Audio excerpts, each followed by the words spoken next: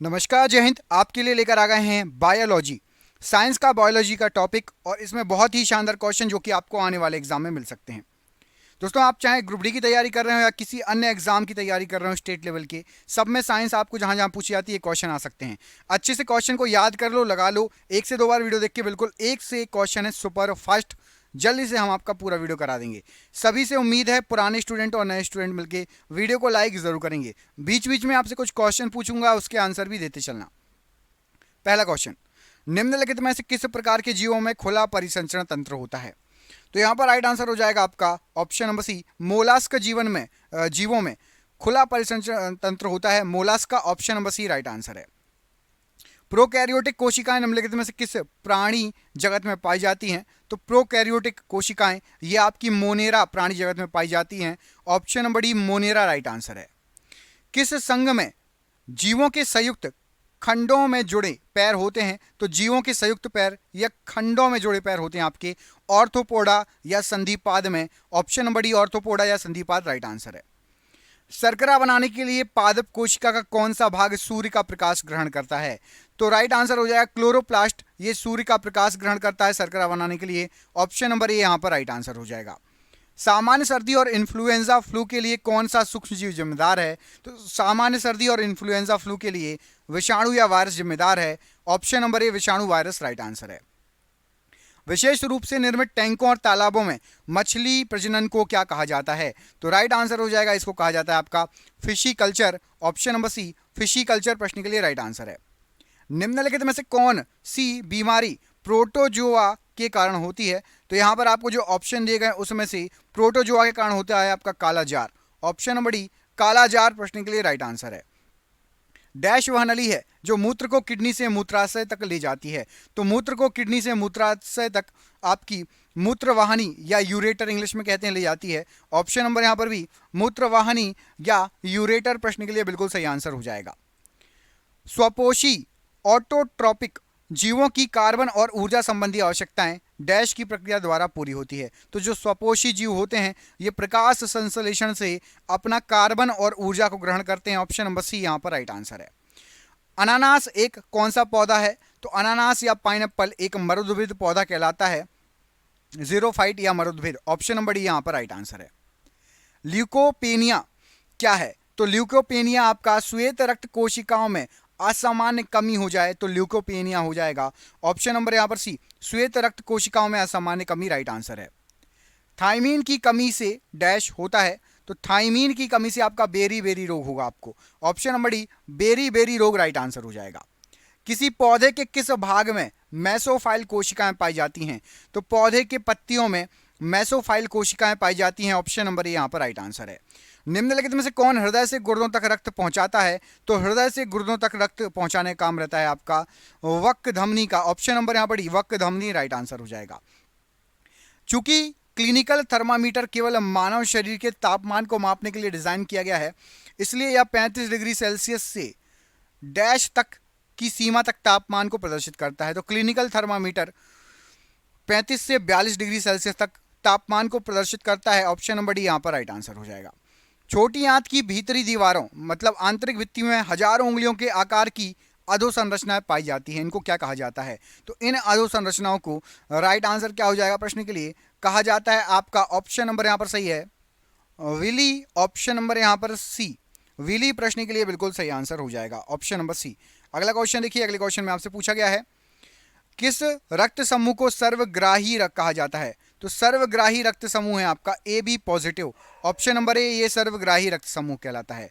1930 में मानव एबीओ रक्त समूह प्रणाली का वर्णन करने के लिए किस वैज्ञानिक को नोबेल पुरस्कार से सम्मानित किया गया? तो रक्त समूह प्रणाली का वर्णन करने के लिए कार्ल लैंडस्टीनर को नोबेल पुरस्कार मिला था 1930 में। ऑप्शन नंबर सी सही आंसर हो जाएगा। मानव शरीर में थायराइड ग्रंथि के पीछे कितनी पैराथायराइड ग्रंथियां होती हैं? तो मानव शरीर में थायराइड ग्रंथि के पीछे 4 पैराथायराइड ग्रंथियां होती हैं। ऑप्शन नंबर यहां पर भी 4 पैराथायराइड ग्रंथियां प्रश्न के लिए राइट आंसर हो जाएगा। निम्नलिखित में से कौन सा नेत्र विकार मंद दृष्टि या लेजी आई के नाम से जाना जाता है? तो लेजी आई या मंद दृष्टि के नाम से आपका एंग्लियोपिया ऑप्शन नंबर डी को जाना जाता है। ऑप्शन नंबर डी एंग्लियोपिया राइट आंसर है। सभी जीवों में पोषण की प्रक्रिया से पहले चरण के दौरान ग्लूकोज के 6 कार्बन अणुओं में से विखंडित हुए 3 कार्बन अणुओं को क्या कहा जाता है? तो राइट आंसर हो जाएगा इस प्रश्न के लिए पाइरूवेट कहा जाता है, ऑप्शन नंबर सी। पाइरूवेट प्रश्न के लिए बिल्कुल सही आंसर हो जाएगा। अगला क्वेश्चन देखिए, इसमें आपसे पूछा गया है कि मानव शरीर का निम्नलिखित में से कौन सा भाग रक्त द्वारा शरीर के शेष भागों से लाई गई कार्बन डाइऑक्साइड का निष्कर्षण कर लेता है? तो कार्बन डाइऑक्साइड का निष्कर्षण करना काम होता है आपका वायु कोष्टिका का, और इसको क्या बोला जाता है इंग्लिश में? एल्वियोली। ऑप्शन नंबर यहाँ पर डी, एल्वियोली राइट आंसर हो जाएगा। अगला क्वेश्चन देखिए, इसमें आपसे पूछा गया है निम्नलिखित में से पौधे के किस हिस्से में विभेदित काय नहीं होता है? तो विभेदित काय नहीं होगा यहाँ पर, जो राइट आंसर हो जाएगा प्रश्न के लिए आपका थैलोफाइटा, ऑप्शन नंबर ए थैलोफाइटा राइट आंसर हो जाएगा। अगला क्वेश्चन देखिए, इंसुलिन की कमी का निम्नलिखित में से कौन सी बीमारी होती है? तो इंसुलिन की कमी से आपको मधुमेह या डायबिटीज मेलाइटिस हो जाएगा।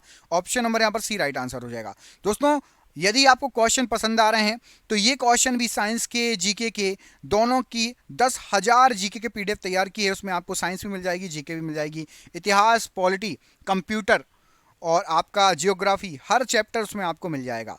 ये पीडीएफ 300 रुपये की है, लेकिन स्टार्टिंग के 1,000 बच्चों को केवल 99 रुपये में पड़ेगी। यदि आप पढ़ाई के लिए सीरियस हैं और सीरियसली पढ़ाई करना चाहते हैं, प्रैक्टिस करना चाहते हैं, 10,000 क्वेश्चन, यदि आपको 10,000 क्वेश्चन रटे हों याद, सोचिए आपकी आधे नंबर तो ऐसे ही पक्के हो जाएंगे।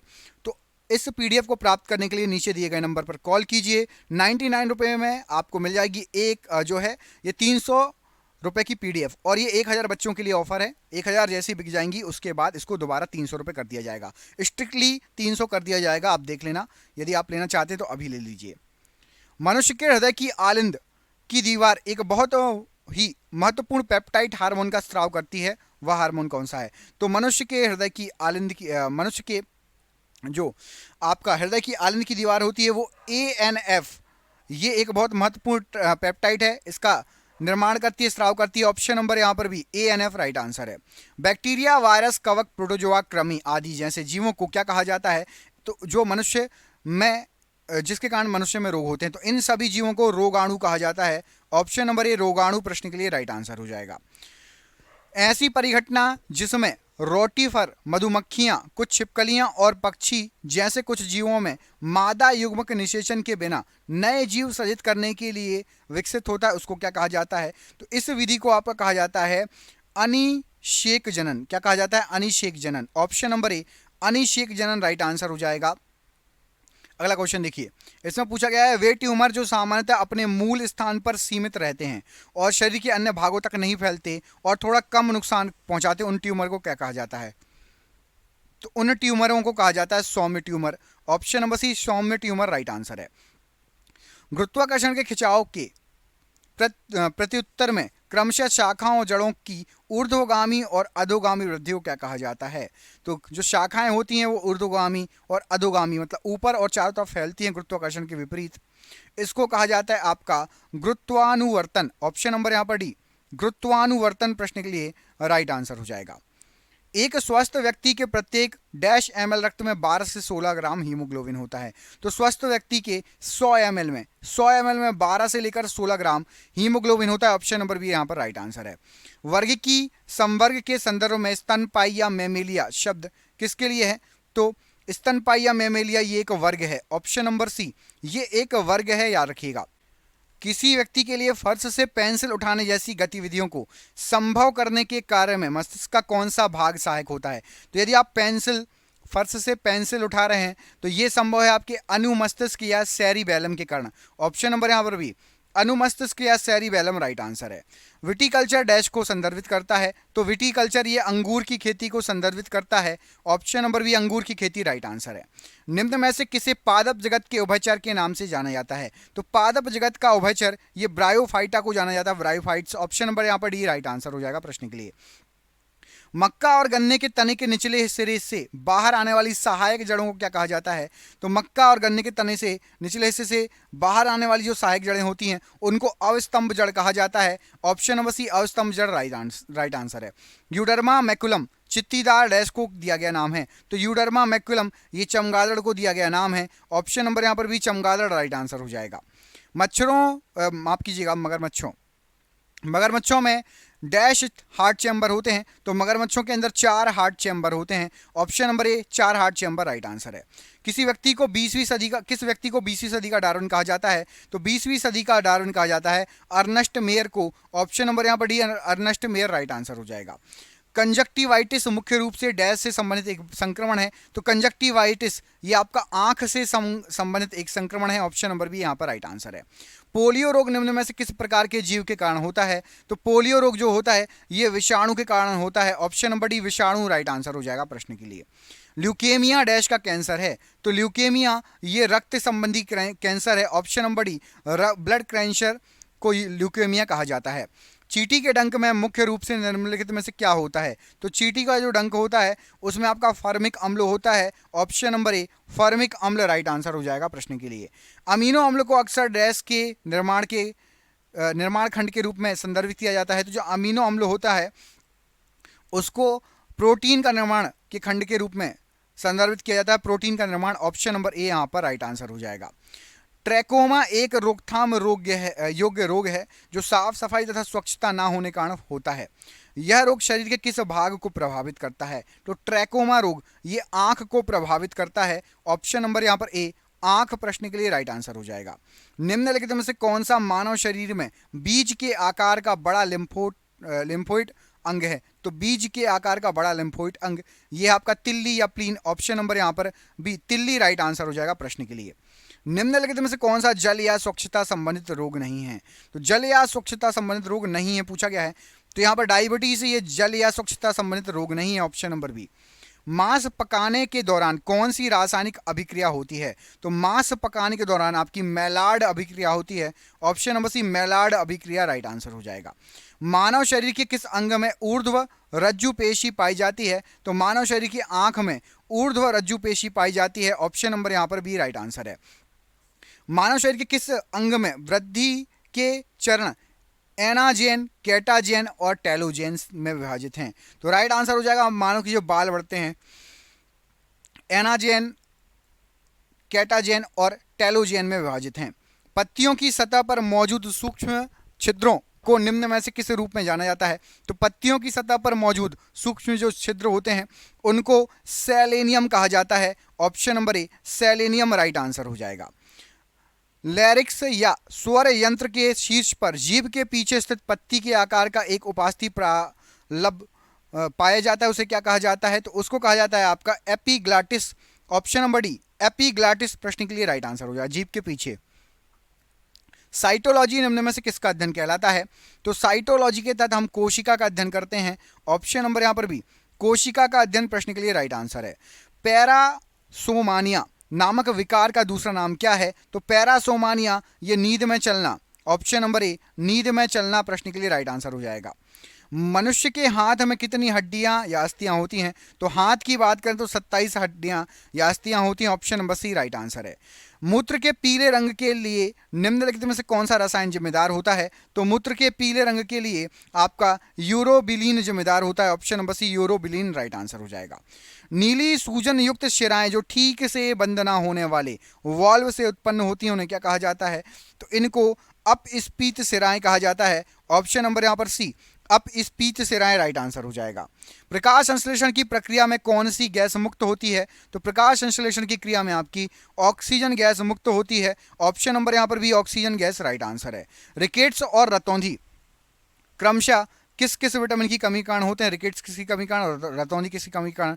तो रिकेट्स आपका होता है विटामिन डी की कमी कारण और रतौंधी विटामिन ए की कमी कारण। ऑप्शन नंबर यहाँ पर सी प्रश्न के लिए राइट आंसर हो जाएगा।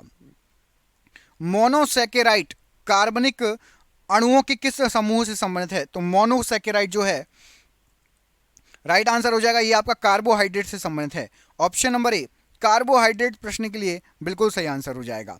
अम्लीय पदार्थों का पीएच मान कितना होता है? तो अम्लीय पदार्थों का जो पीएच मान होता है राइट आंसर हो जाएगा ये आपका होगा कितना? 7 से कम। ऑप्शन नंबर यहाँ पर सी 7 से कम प्रश्न के लिए राइट आंसर हो जाएगा।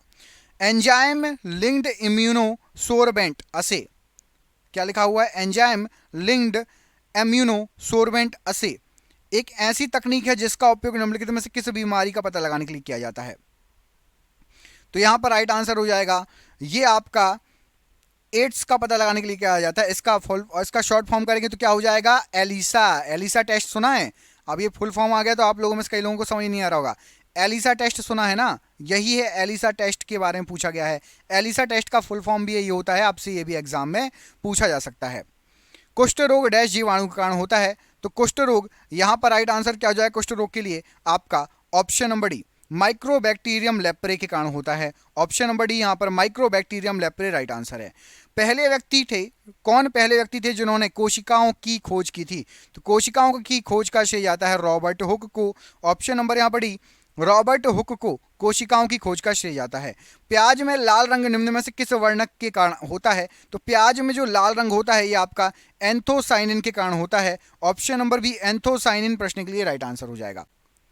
डैश को आमतौर पर मिल्क शुगर या दुग्ध शर्करा भी कहा जाता है क्योंकि यह दूध में पाया जाता है, तो राइट आंसर हो जाएगा लैक्टोज को मिल्क शुगर या दुग्ध शर्करा कहा जाता है क्योंकि यह दूध में पाया जाता है।